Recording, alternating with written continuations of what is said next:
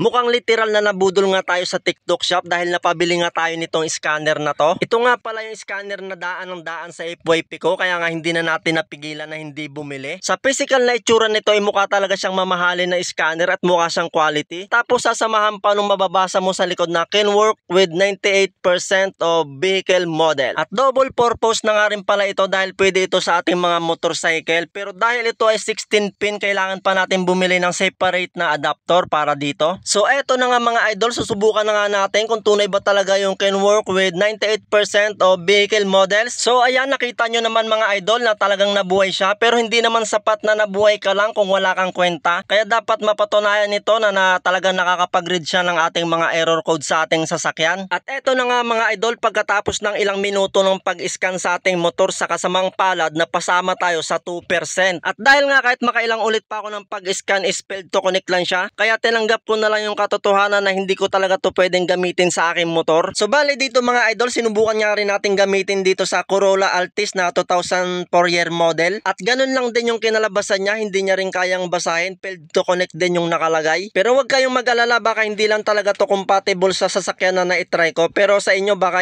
gumana.